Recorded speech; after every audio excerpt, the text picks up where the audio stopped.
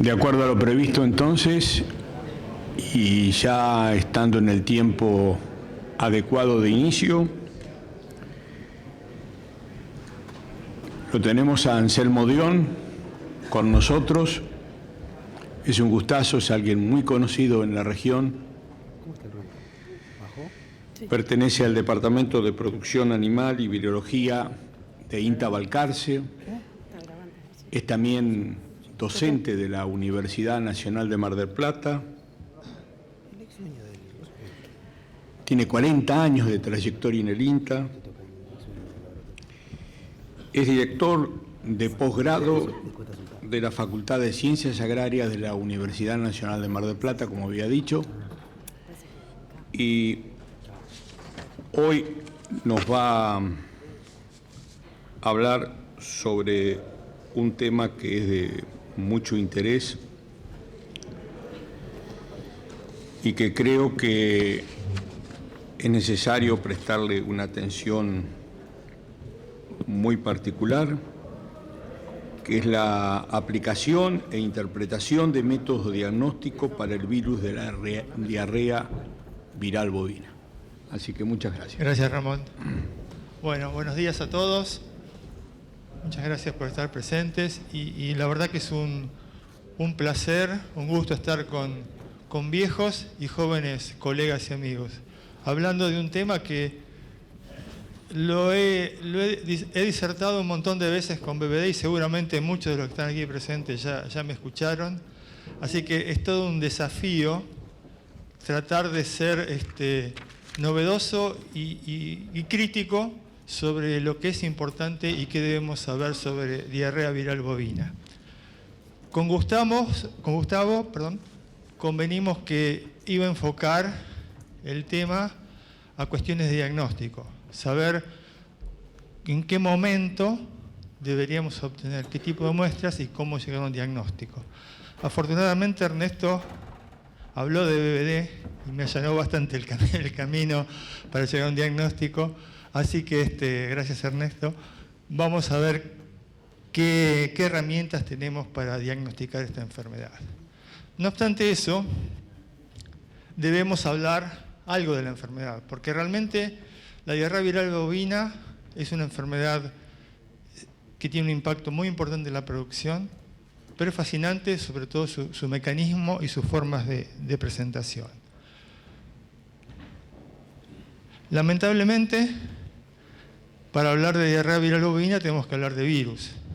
No voy a hablar mucho, pero básicamente cuestiones fundamentales del virus de la diarrea viral bovina. Es un virus ARN pequeño, en la cual todos hemos escuchado hablar que hay biotipos y genotipos. Los biotipos son virus que se comportan de determinada manera en cultivo celular. Tenemos el biotipo no citopático, que no produce alteraciones en el cultivo celular, que es el soporte que tenemos para que el virus prolifere en el laboratorio. Y tenemos el virus citopático, que es una mutación del virus no citopático, obviamente, que produce lesiones, alteraciones en cultivo celular. Dos cuestiones importantes del virus son, que vienen bien para el diagnóstico, son en su estructura, tiene proteínas,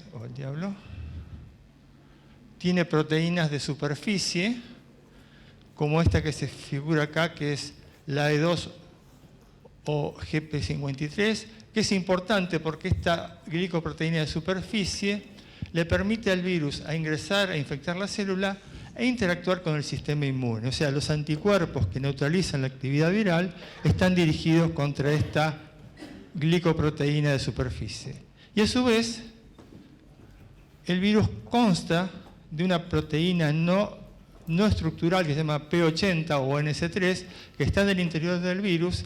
Y es importante porque, como vamos a ver más adelante, hay métodos diagnósticos que están orientados a detectar anticuerpos contra esta proteína.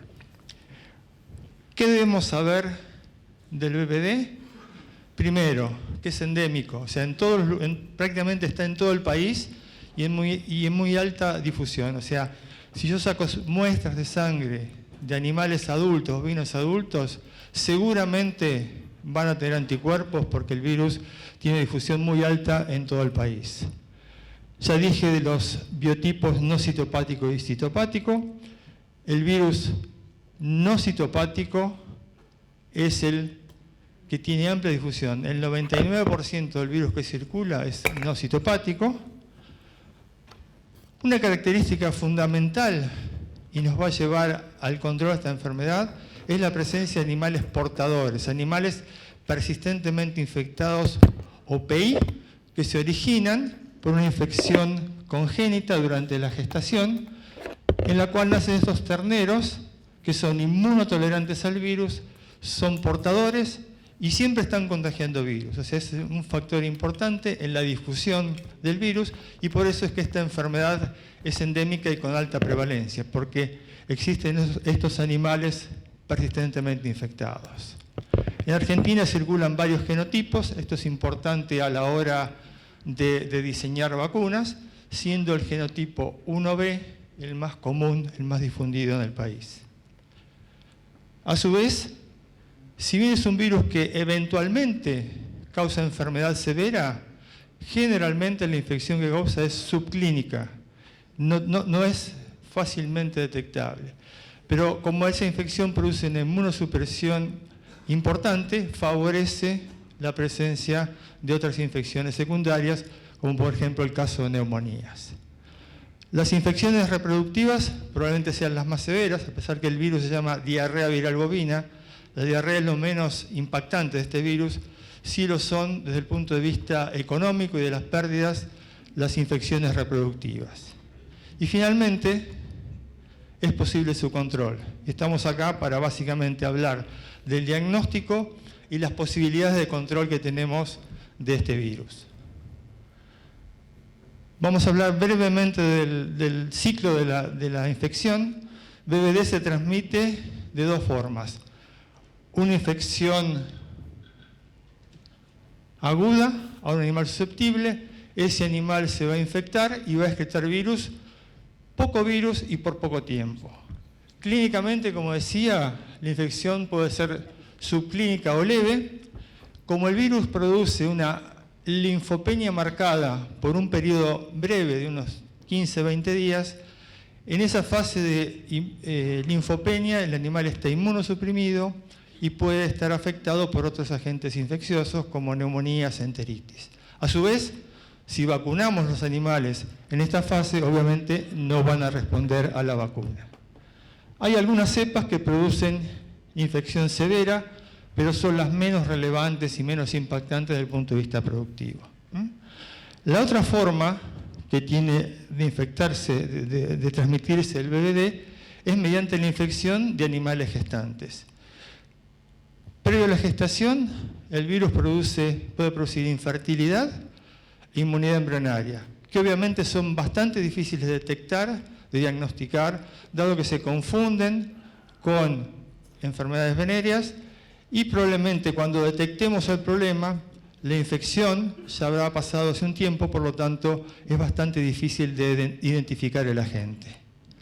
Eventualmente, BVD puede producir abortos, básicamente más o menos a mitad de la gestación. En el servicio de diagnóstico de Balcarce, las causas diagnosticadas de aborto por BVD están alrededor del 10% de los diagnósticos realizados. Por lo tanto, es una enfermedad importante a tener en cuenta desde el punto de vista de abortos. Pero lo más importante, y yendo a lo que hablaba al comienzo, es que si la infección del feto ocurre en el primer tercio de la gestación, va a haber una infección en la cual el feto puede o no abortar, pero pueden nacer animales persistentemente infectados.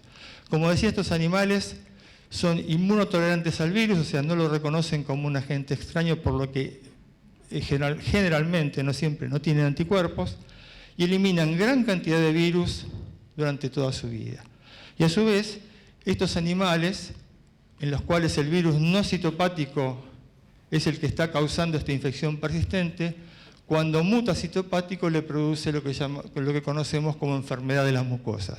Es una enfermedad invariablemente mortal que afecta a estos animales persistentemente infectados, en el cual muta el citopático a su vez se contagia en el rodeo y puede afectar a otros animales PI que estén en el rodeo en ese momento y también van a aparecer con el cuadro de enfermedad de las mucosas.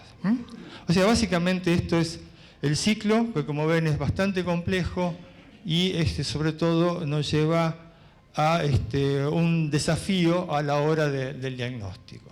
Entonces, una pregunta que todos nos hacemos es, si tengo BBD en el campo, ¿y cómo hago para detectarlo? ¿Qué herramientas tenemos? Obviamente, y acá nuevamente Ernesto ya nos puso en tema, la anamnesis es importante, la importancia de llevar registros desde el punto de vista veterinario es fundamental.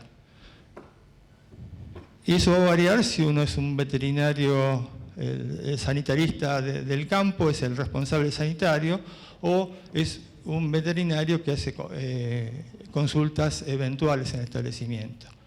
Pero en el caso particular de BBD es importante...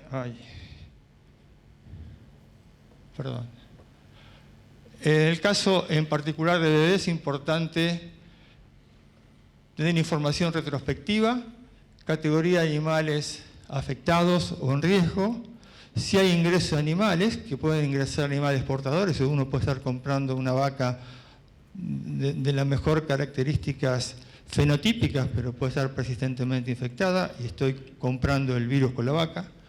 Si se hace en control de toros, no solamente para venerias, porque es importante el diagnóstico diferencial, sino también para BBD, particularmente si hacemos inseminación o IATF, controlar el semen, dado que el toro persistentemente infectado también elimina virus con el semen, y si estoy congelando semen e inseminando, estoy transmitiendo la enfermedad. Desde el punto de vista económico, hacer el control de los reproductores no es tan elevado y plenamente se justifica trabajar con toros y semen controlado y libre de BBD.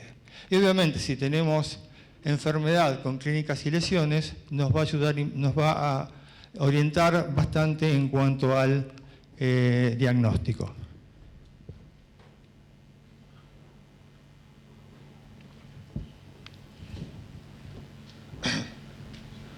Entonces, desde el punto de vista diagnóstico tenemos dos herramientas importantes.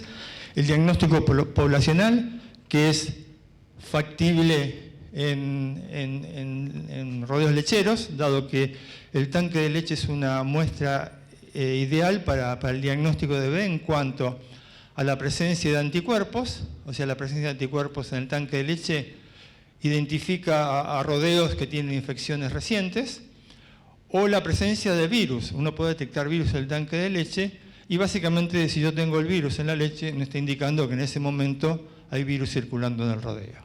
Desde el punto de vista del individuo, obviamente la muestra a obtener es sangre o suero del animal y básicamente voy a detectar o el virus o anticuerpos.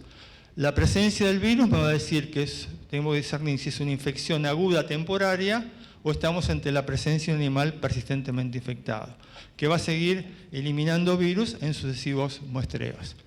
Y la presencia de anticuerpos nos va a indicar que hubo una infección reciente, o animales que se han curado, o cuando tenemos animales jóvenes, animales de menos de un año, con alta seroprevalencia y alta cantidad de animales positivos, me está indicando que en ese rodeo hay una infección activa. Después vamos a ir un poquito más en detalle sobre estas cuestiones. O sea, estas son las herramientas que tenemos. ¿Qué métodos tenemos para detectar la presencia de anticuerpos o el virus? La técnica clásica, lo que se usa mundialmente es la seroneutralización viral, que básicamente lo que hace es evaluar la presencia de anticuerpos neutralizantes.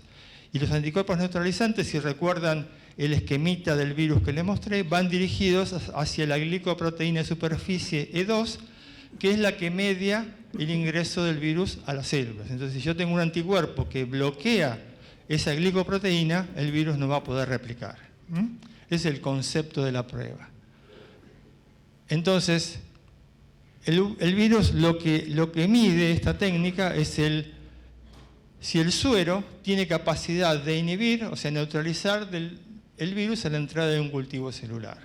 Entonces es una técnica importante y lo que se evalúa es el título neutralizante, o sea, la dilución, la máxima dilución del virus que permite inhibir el ingreso del virus a la célula. Entonces, uno tiene una medida cuantificable de la capacidad neutralizante del suero, o sea, cuán efectivo es en neutralizar la infección del virus. Por eso es la mejor técnica que se tiene. Que este método se usa en todo el mundo, es lo más adecuado para evaluar la eficiencia de una vacuna, porque si yo vacuno y detecto anticuerpos neutralizantes, me va a decir que esa vacuna es efectiva para neutralizar el virus. Esas son las ventajas que tiene. ¿Qué desventajas tiene?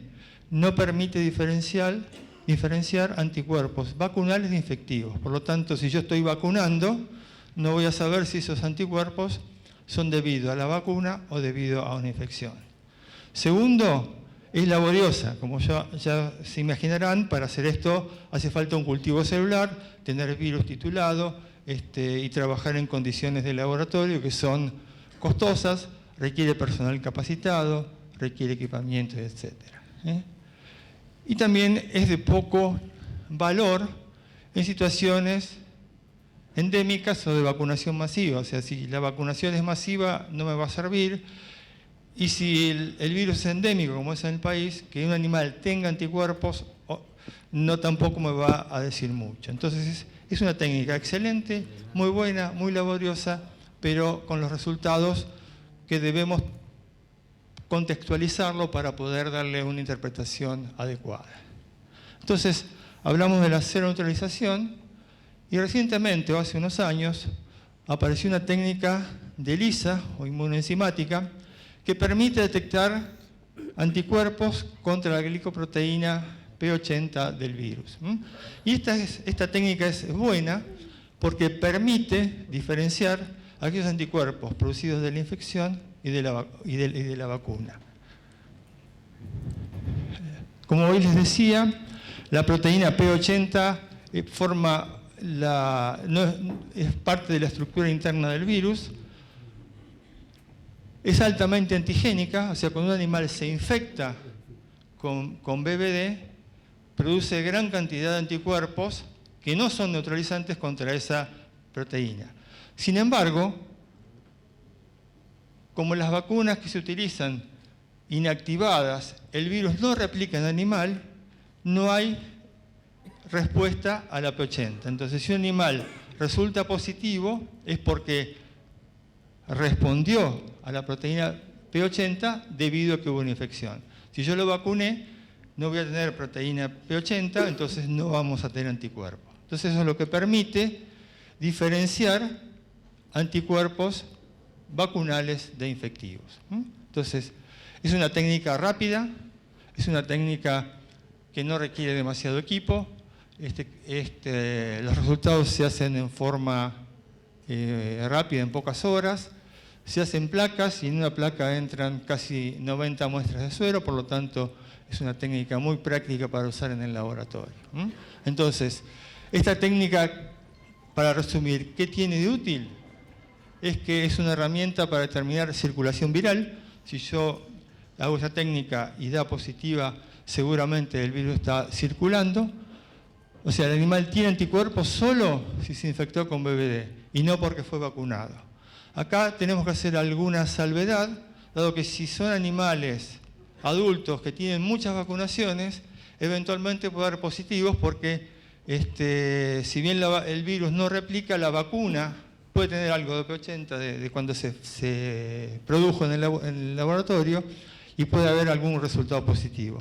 Pero en resumen, uno puede decir que altos valores, que no son títulos, altos valores de ELISA, están relacionados con una infección reciente en el rodeo. Entonces, al tener muchos altos positivos, nos está diciendo que en el rodeo tenemos circulación viral. ¿Está claro?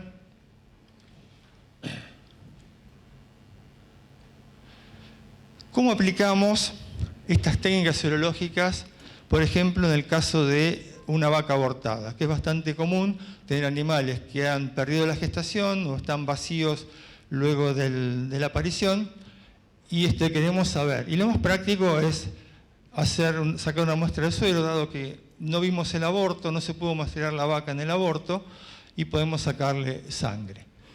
Entonces, primero tener en cuenta infección endémica, normalmente de alta cero prevalencia, por lo tanto, la interpretación de resultados se nos va a ver bastante dificultosa. Entonces, que un animal tenga un título alto o bajo a la cero neutralización es poco significativo. Uno puede asumir que si hay muchos títulos, títulos altos, títulos neutralizantes altos, quiere decir que se infectó recién y el título es bastante alto. Pero hemos visto que a lo largo del tiempo esos títulos altos se mantienen, por lo tanto no nos está diciendo que es necesariamente una infección reciente. Hoy decía que la cero neutralización mide el título neutralizante, o sea, la dilución mayor del suero que neutraliza el virus.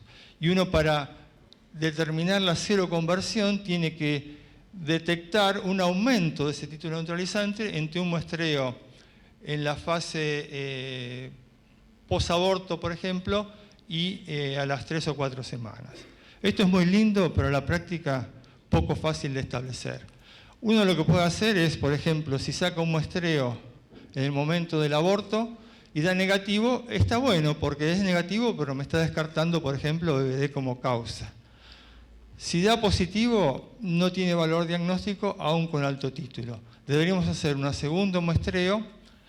Si da negativo, me confirma ese resultado negativo, o sea, es una forma de hacer un diagnóstico descartando el agente, y si aumenta 2 o 3 veces el título neutralizante, puedo decir que hubo una infección activa reciente.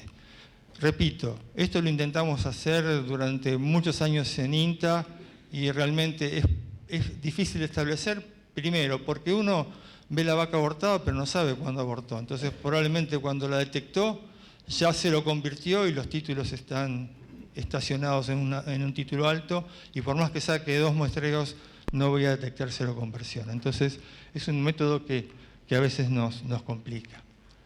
¿Qué otra herramienta tenemos para la serología? Si uno es un veterinario que trabaja, un responsable sanitario que trabaja todo el año en establecimiento y sangra para hacer brucelosis o alguna otra cosa, uno puede guardar suero, y en el caso de sospechar suero durante varios momentos del año, y en el momento de detectar algún problema, puede hacer una serología retrospectiva y ver en este caso cómo es la cinética de anticuerpos a lo largo del tiempo, y asociar un pico de anticuerpos con un evento como, por ejemplo, abortos, como hubo en este caso. Entonces, tenemos un diagnóstico serológico que nos permite sospechar la presencia del virus. Y la última forma de utilizar la serología es la comparación de anticuerpos entre animales problema y animales sanos. O sea, una serocomparación en la cual aplicamos una fórmula que se llama OR, o Odds Ratio, y nos da un valor predictivo. Y esto lo hacemos de la siguiente manera. Esta serocomparación, aquí se tomaron muestras de animales abortados y vacas vacías, luego del periodo de parición, con suero de vacas que todavía estaban preñadas. O sea, vacas preñadas, vacas vacías y vacas abortadas. Lo que se utiliza es la fórmula del OR, que es una fórmula matemática en la cual tenemos los animales afectados positivos sobre los afectados negativos, sobre los sanos positivos dividido los sanos negativos. Cuando aplicamos esta fórmula, en este caso en particular, lo que vemos es que para el caso de BD vemos que animales positivos con título neutralizante de 1 en 32 o más, tenemos 5 abortadas y 5 vacías y ninguna de las preñadas. Lo mismo para las negativas. Cuando hacemos la fórmula matemática nos da un valor de 18 y una significancia del 0,04. Esto es importante porque si es menor a 0,5, el análisis es válido, si da mayor a 0,5 no tiene significancia estadística. Pero lo más importante es este valor, el 18, no sé cuánto, que básicamente nos dice que una vaca abortada o una vaca vacía tuvo 18 veces más probabilidad de haberse infectado con BVD con una sana. No nos da el diagnóstico concreto, pero obviamente si tuvo 18 veces más posibilidad de estar expuesta, es válida ese análisis como para sospechar de la presencia de la gente. Y este método se puede utilizar tanto para BVD, IBR, leptospira y otros agentes infecciosos. Así que es una herramienta de utilidad que permite orientarnos bastante en cuanto al diagnóstico. Para resumir, la seroneutralización nos permite detectar anticuerpos neutralizantes, o sea que inhiben la multiplicación del virus. Es una prueba de referencia y laboriosa. La prueba de ELISA P80 detecta anticuerpos contra la proteína NS3 o no estructural y es una herramienta importante que permite diferenciar animales vacunados de animales infectados. Si tenemos muchos altos positivos, nos está diciendo que en ese momento el virus está circulando. La otra herramienta que tenemos para detectar BVD, detección de virus. Entonces vemos acá 3 posibilidades de detectar antígeno viral. Está bien. Aislamiento viral, que es el método de referencia, el método que requiere personal, requiere infraestructura. Es la prueba de referencia, pero es un método laborioso y tiene la negativa la contra de que depende mucho de la calidad de la muestra. Así que, como decía Ernesto, traer una muestra autolítica para aislamiento viral obviamente va a dar negativa. Siempre es importante ser muy criterioso y claro a la hora de elegir una muestra, dado que es el mismo trabajo procesar una muestra autolítica o mal tomada que una que está bien tomada, y eso implica un costo de laboratorio, de insumos y demás. Por lo tanto, uno debe ser cuidadoso en el momento de obtener la muestra. Otros métodos que tenemos para la detección de virus son los métodos de ELISA, que detectan el antígeno del virus, y básicamente tenemos métodos que se pueden hacer en suero, en biopsias como biopsia de piel, que es un método importante para terneros, como voy a mostrar más adelante, métodos inmunohistoquímicos, como la prueba de la tirita que se utiliza a campo, que es una prueba muy buena para detectar animales infectados, sospechosos de ser persistentemente infectados. Y finalmente los métodos moleculares, como es el PCR, que detectan el genoma del virus. Y tenemos 2 métodos que se están utilizando, un método de PCR anidado, nested PCR, y el método de real time, que tiene muy alta sensibilidad, pero tiene más costo. O sea, el método de elección probablemente sea el método de PCR anidada o nested PCR. El método de ELISA, para ver un poquito el detalle, comparte la base del método con el ELISA de P80. En este caso, en el P80 detectamos anticuerpo, acá detectamos parte del genoma, de la estructura del virus. Se puede hacer en muestras de suero, de leche, en biopsias. Tiene la ventaja de que es rápido, se pueden obtener resultados en el día. Un cultivo celular de identificación tarda semanas. En cambio, el ELISA en el día tenemos las muestras. Tiene la desventaja que obviamente hay que analizar, salvo que estemos evaluando un tambo, que podemos evaluar el tanque de leche, hay que analizar animales individuales. Y la desventaja es que si yo estoy analizando un ternero chiquito, en el cual tiene anticuerpos calostrales, los anticuerpos calostrales pueden inhibir el ELISA-S para la detección del virus, ¿no? Y finalmente el PCR, que detecta el genoma viral, tiene muy buena sensibilidad, es altamente sensible, detecta el virus en cualquier tipo de muestra, particularmente en muestras de tanque de leche, suero, biopsias, en fetos. Permite analizar muestras en manera rápida, es muy sensible, y como desventajas requiere equipo. Obviamente, hoy en día todo requiere personal altamente capacitado, entrenado para estas técnicas. Hay que analizar animales en forma individual.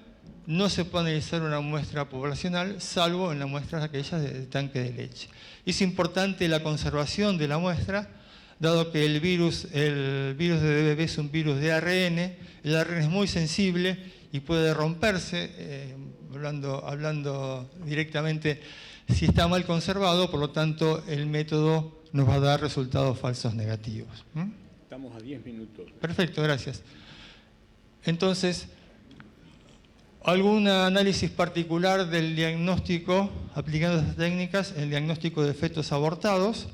Este es un trabajo que recientemente publicado de Maximiliano Spetter, que hizo como su tesis doctoral, en donde se compararon, donde se evaluaron muestras de fetos del Servicio Diagnóstico del INTA de 22 años, 95 fetos con sospecha de BVD, en los cuales en 40 se había llegado al diagnóstico.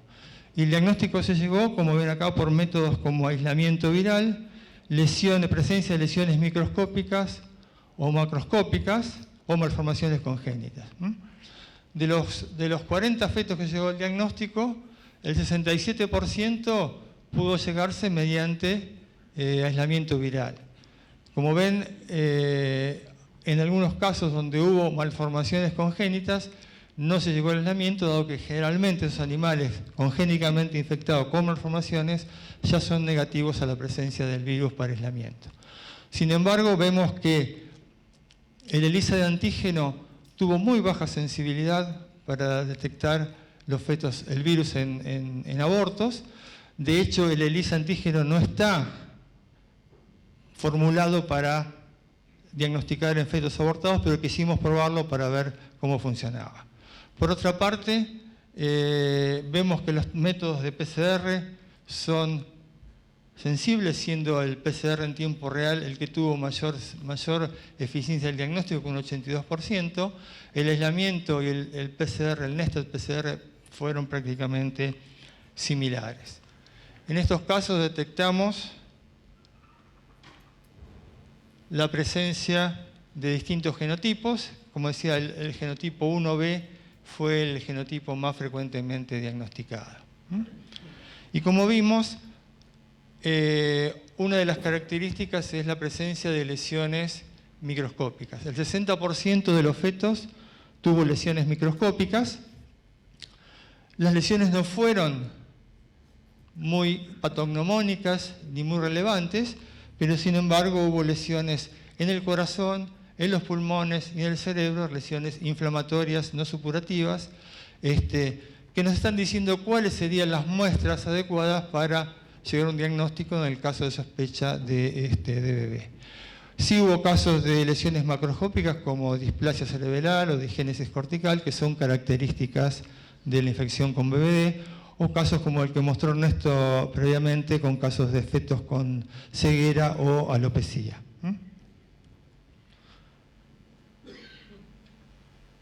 El último punto que es interesante es la aplicación de métodos diagnósticos para el diagnóstico de animales persistentemente infectados. Como decía, estos animales se originan por la infección fetal durante el primer tercio de la gestación. Nacen estos terneros que son inmunotolerantes y siempre están eliminando virus. Y sería el objetivo primordial a la hora del control de esta infección. Y uno se pregunta qué cantidad de terneros persistentemente infectados hay en un rodeo, y normalmente no va más allá del 0,5 al 3%. O sea, son pocos, pero son importantes porque son la fuente continua del virus en el rodeo. Y como vemos, el origen de esos animales PI puede ser por dos motivos. Una infección aguda en la vaca o hembras que son persistentemente infectados y que siempre van a generar un ternero PI. Entonces esas son las dos posibles orígenes. ¿Y en qué porcentaje?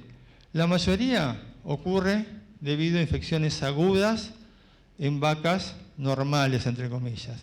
Esa infección produce que esa vaca geste un ternero que va a ser PI. O sea, esa es la que la bibliografía llama,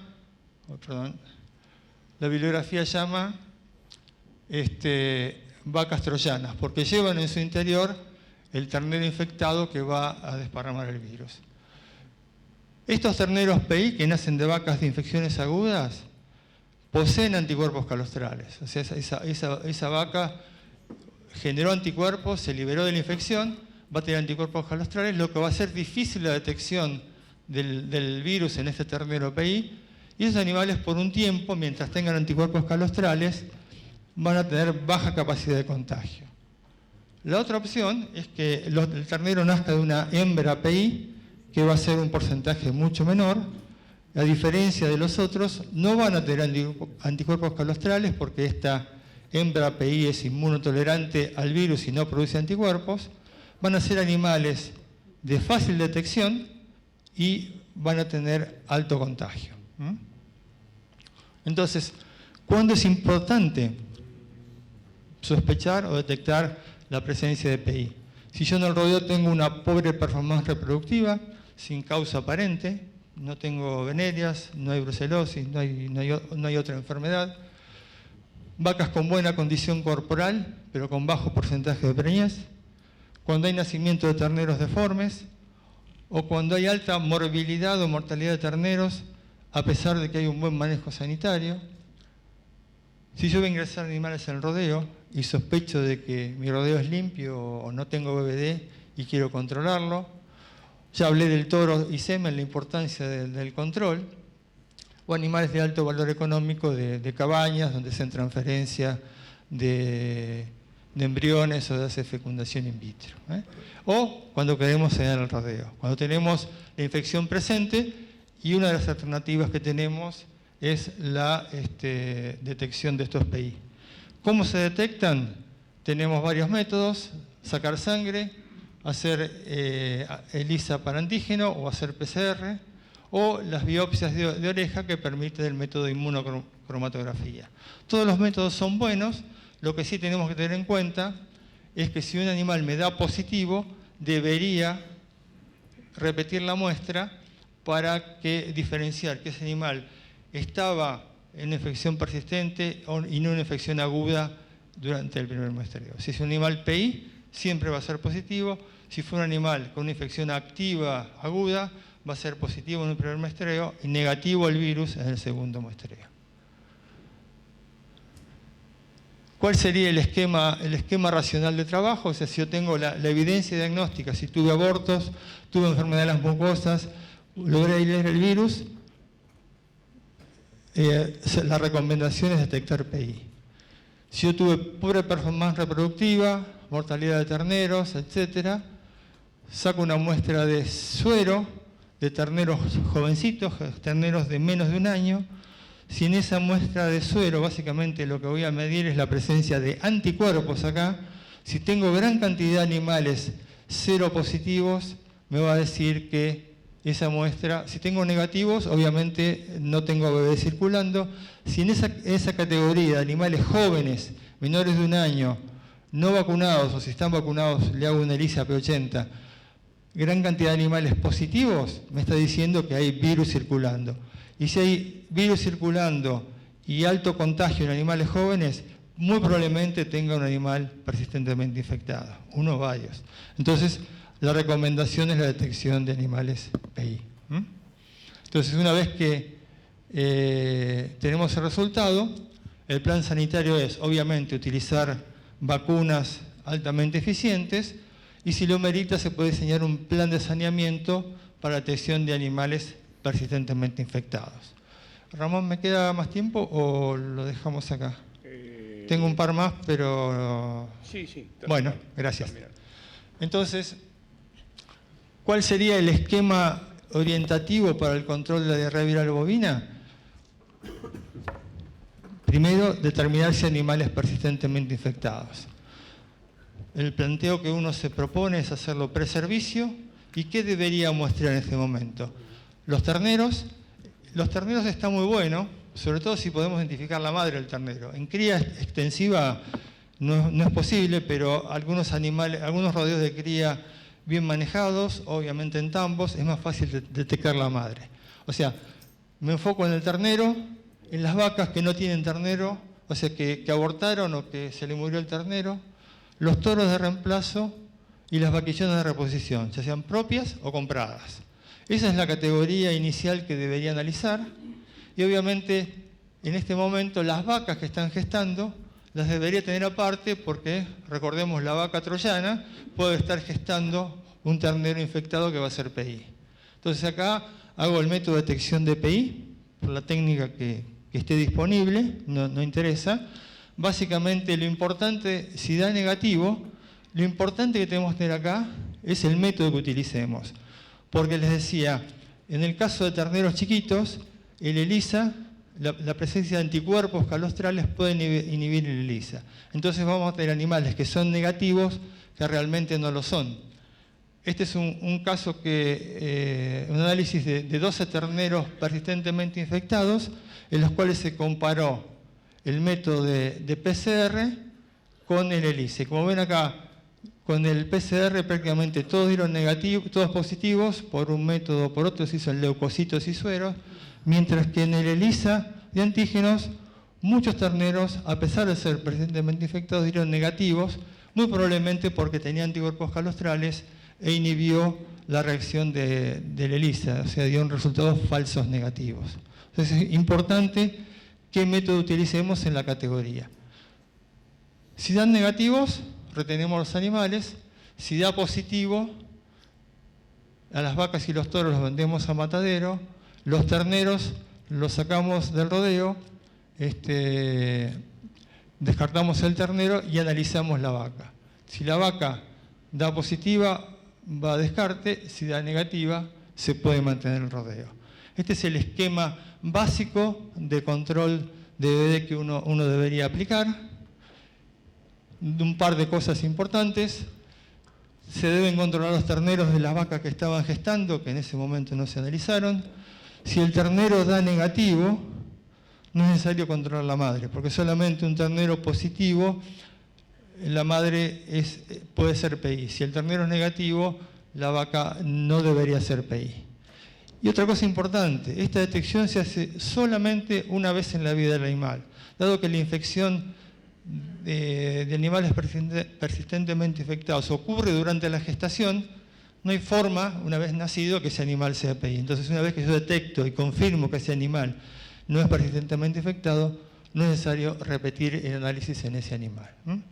Así que bueno, teniendo en cuenta 3 premisas para el control de BD, la detección, tener un plan de vacunación adecuado y medidas de bioseguridad para evitar el ingreso de animales. Así que muchísimas gracias por su atención. Espero que haya sido lo suficientemente claro en esta enfermedad bastante complicada, y obviamente quedo a disposición para preguntas o consultas en cualquier momento. Gracias.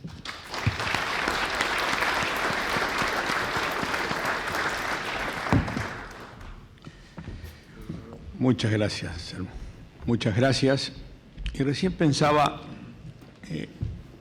en lo memorioso que puede ser uno, ¿no? Pero en el año 1968 en La Plata se detectaba la primera enfermedad de las mucosas, Gallo, Einstein.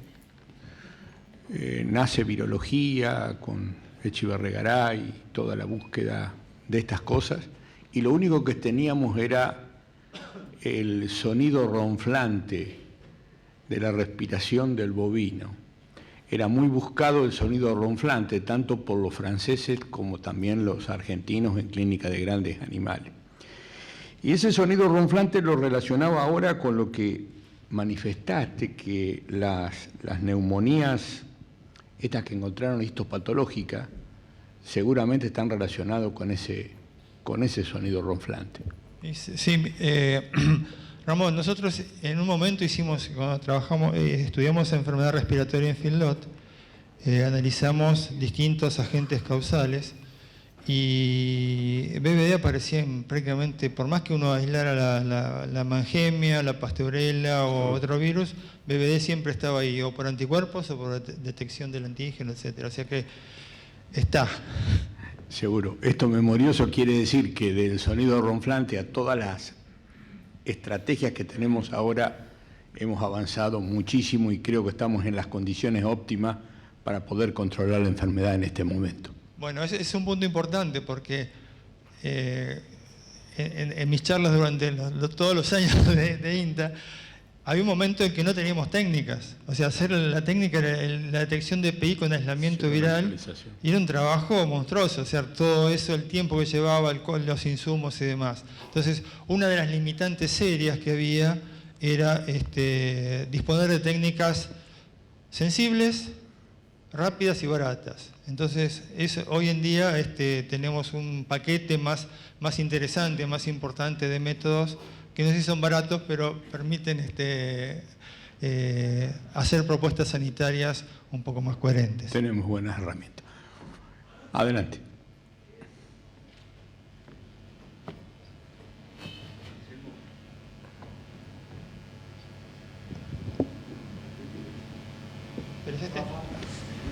Me parece que hay un micrófono que no anda en sala. A ver.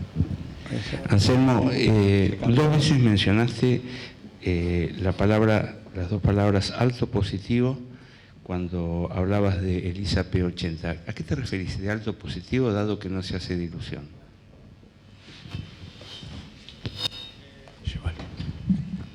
Toma, Anselmo. Anda ahora. Usa Uy, con el trípode y todo. No, lo que lee el ELISA es una densidad óptica. Entonces, lo que se usa como alto es que esa densidad óptica tenga un valor elevado, pero no tiene absolutamente nada que ver con un título, es lo que yo quería aclarar. Hola Anselmo. Gracias por la presentación, muy buena. Yo te quería aprovechar para consultar. Nosotros hacemos bastante diagnóstico en pérdidas de gestación, hacemos serología. Yo siempre vengo eligiendo la seroneutralización antes que el P80. En realidad lo que fui encontrando en todos estos años es que cuando encontraba vacas con títulos altos, uno en 1024, uno en 2048, pude ir a algunos campos otra vez y encontrar los PI. Es como que la seroneutralización me da un dato más que la P80, conociendo los pros y los contras que vos marcaste, en ese sentido. Digamos, cuando encuentro títulos muy altos, pienso que hay un PI y lo puedo ir a buscar. ¿Vos opinás que eso está bien? Y preguntarte otra cosa. Vos nombraste el P80 alto. Eso nosotros no lo estamos haciendo. No. Yo quiero saber, el P80 alto está estudiado, digamos, cuántos títulos, a qué seroneutralización equivale, a qué cantidad de títulos, y cuánto duran los títulos en DBB. Eso también me interesa, no sé si está estudiado. Gracias. Sí, bueno. Con respecto a la primera pregunta, que se relaciona a todo. Que tenga título alto no quiere decir que se infectó ayer, pero sí que hay un desafío constante y el animal está estimulado inmunológicamente para tener anticuerpos. Los títulos duran mucho, por eso digo que un título alto no significa que se infectó recientemente. Hay animales que tienen títulos de más de 1000 que duran meses o años, entonces no es que el título sube y después baja, se mantiene durante mucho tiempo. Por eso el título alto, neutralizante en animales jóvenes, me está indicando sí que hay, como vos interpretás, un desafío constante de virus, y ese desafío constante muy probablemente sea porque tenemos algún animal precedentemente infectado. Y otra cosa es que el ELISA P80 evalúa anticuerpos contra la proteína no estructural y la seroneutralización evalúa anticuerpos contra la proteína GP53 o E2 que está en la superficie. Estamos viendo cosas distintas, entonces no podemos comparar un ELISA con una seroneutralización. Están mirando cosas distintas, no son comparables. Gracias.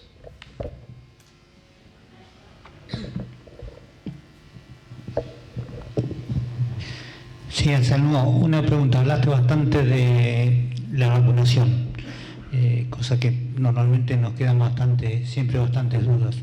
¿Qué porcentaje de eficiencia le das a esas vacunas y en qué momento aplicarías, en qué categoría aplicarías en un plan inicial? En vista de, digamos, si bien la vacunación es importante en BVD, uno utilizaría... uno utilizaría la vacuna. Uno utilizaría la vacuna para evitar lo más importante que produce el virus. Y obviamente en el caso de BBD yo me enfocaría en protección fetal y no en protección de neumonías o cuadros severos. Entonces, si pensamos en eso, deberíamos inmunizar a los animales previamente al servicio, empezando de la categoría más joven. O sea, llegar a los animales pre-servicio vacunados de acuerdo a las recomendaciones de cada laboratorio. Pero un tema importante es que, si bien disponemos de muchas vacunas en el mercado, no hay estudios científicamente concretos que demuestren que esas vacunas verdaderamente protejan la infección fetal. Entonces sí generan anticuerpos y uno puede especular que cuanto más anticuerpos produzcan, mejor van a ser, dado que el virus de BBD produce una fase virémica y esa fase virémica produce la infección transplacentaria y uterina. Entonces, si yo tengo altos niveles de anticuerpos circulantes en la vaca, me va a estar inhibiendo ese virus para que no pase la placenta. Digamos, ese sería el criterio que uno tiene. Pero, de hecho, no hay estudios locales, no hay, a nivel mundial hay pocos estudios que realmente demuestran la efectividad de una vacuna para evitar la infección viral. Y no solamente protección contra el aborto, sino también protección contra el nacimiento de animales persistentemente infectados, que serían, digamos, los dos puntos claves de esta infección.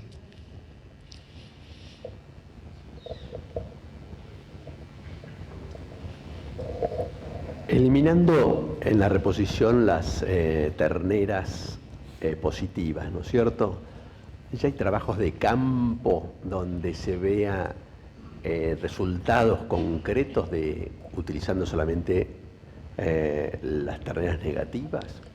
Estamos hablando positivas a la presencia de virus, ¿no? Sí. Bien. Es un tema, buena pregunta, porque en Balcarce hemos hecho unos cuantos estudios y análisis de establecimientos con problemas en los cuales se sangraron animales, se sacaron todos los PI, etcétera, etcétera.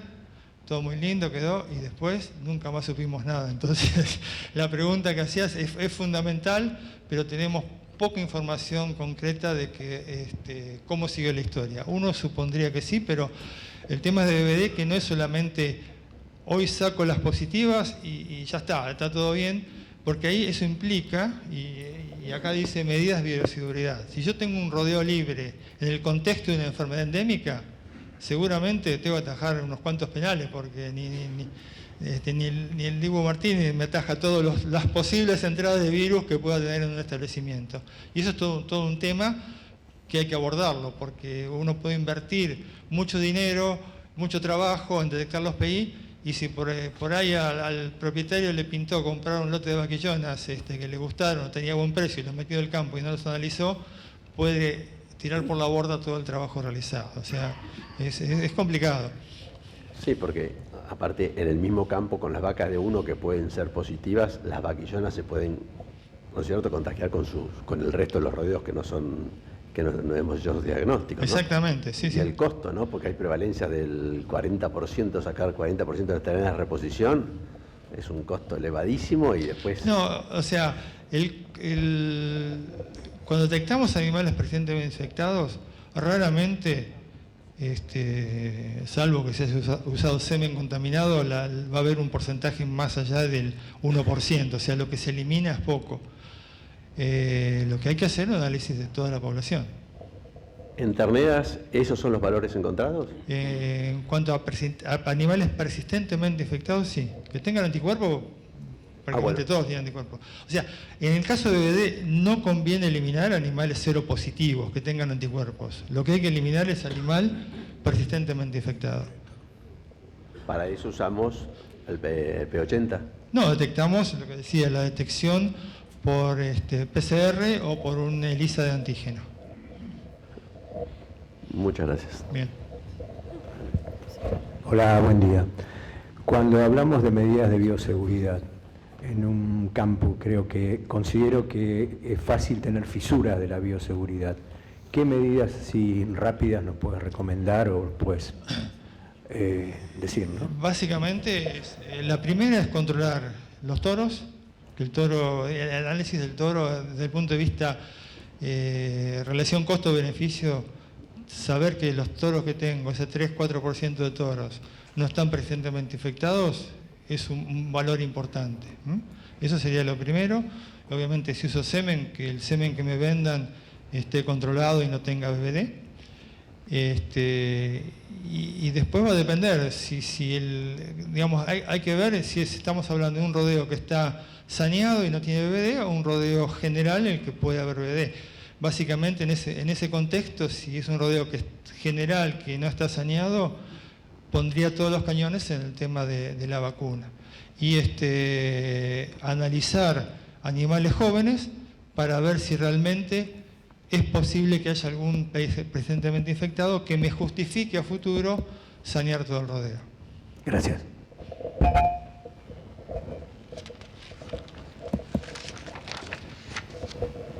Anselmo, un comentario nomás. Perdón. Nosotros hemos trabajado también en el tema, he leído mucho y te he escuchado en muchas charlas. Una sugerencia nomás. Nosotros como veterinarios tenemos que impulsar la identificación electrónica de las vacas y de los terneros, porque nos ha pasado cantar mal los números de caravana o anotar mal, o te cantan mal o anotamos mal, y el año siguiente mandar animales a muestrear pensando que no están muestreados y desde el laboratorio dice, ese animal te lo di positivo el año pasado. Es solo una sugerencia por el costo que tiene, por el trabajo que hacemos a campo, y a veces aparecen estas cosas que dificultan el control de la enfermedad. Sí, seguro, eso es fundamental. Implementar tecnología. Hoy hablaba de mostrar los terneros como una herramienta para el control de bebés. Si ese ternero estuviese identificada la madre, que con este método es mucho más fácil. Pero creo que cuando a veces nos topamos con un producto y dicen, no, el costo que tiene, no, lo dejo para más adelante, creo que es un tema que tenemos que meterle mucha presión nosotros, ¿no?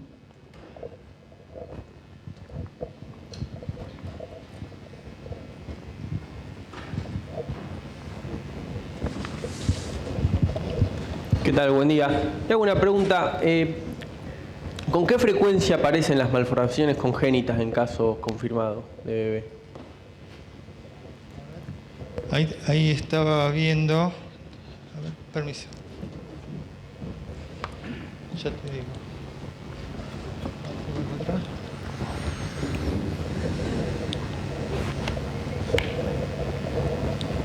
Bueno, no puedo volver para atrás.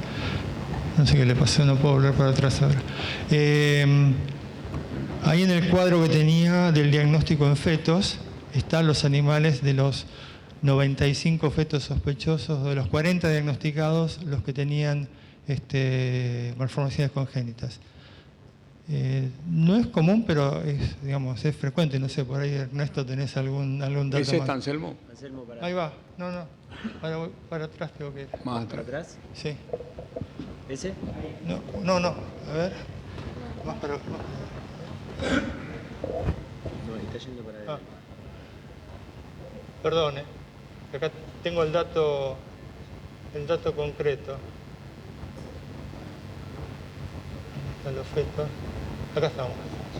Bueno, si vemos acá, lo que aparece de 40 fetos que tenemos diagnosticados con BVD. Se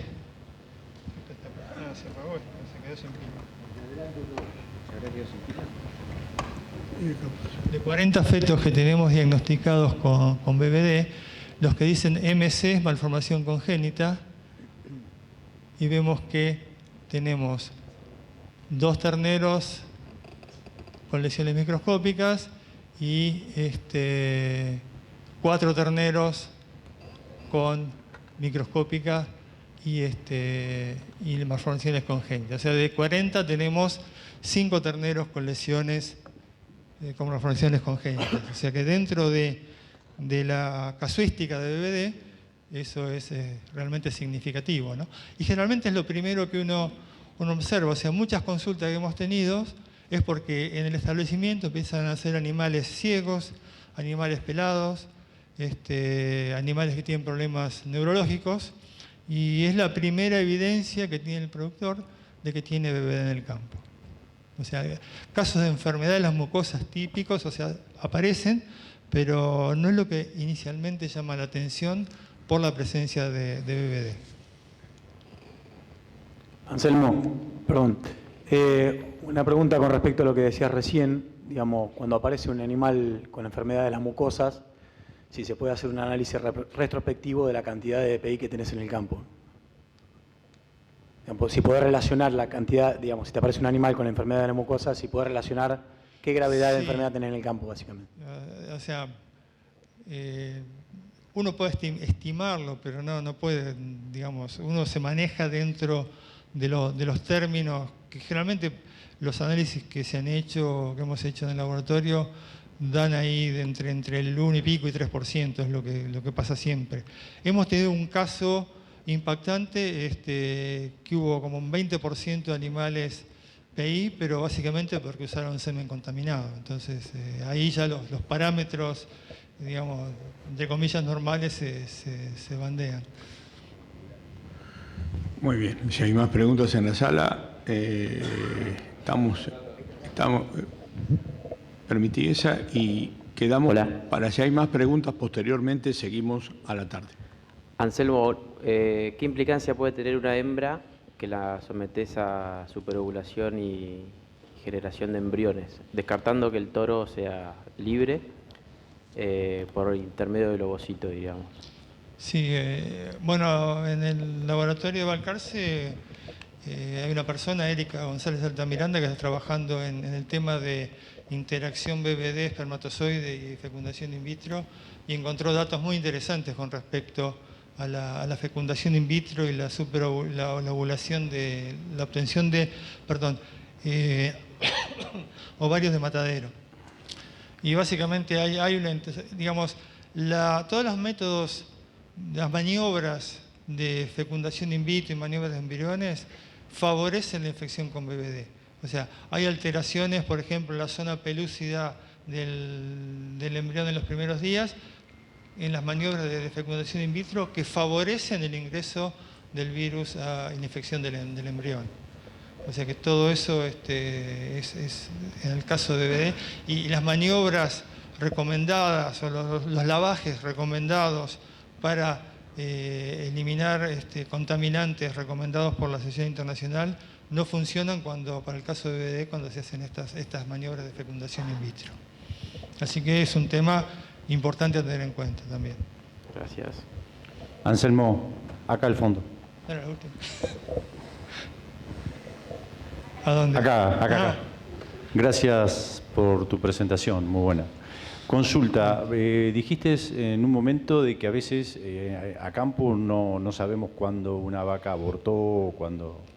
En el supuesto caso que vos sepas que una vaca o más, ya sabés cuándo se produjo el aborto, la toma de muestras, ¿cuándo recomendás hacerla si justamente sabés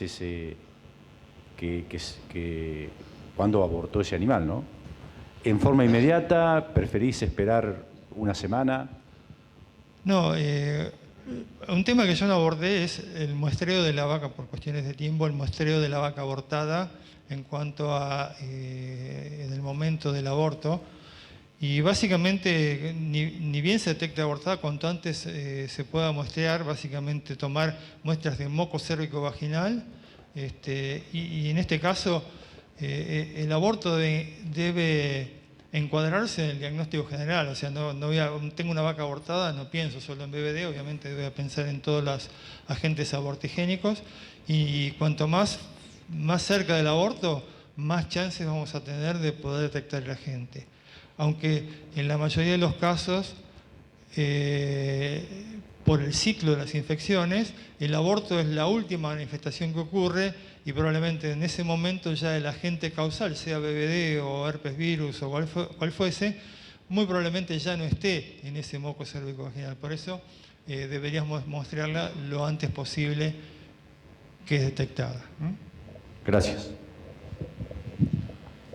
Muy bien. Muchas gracias. Ha sido muy completo la presentación. Muchas gracias. Lo convocamos a Fiel.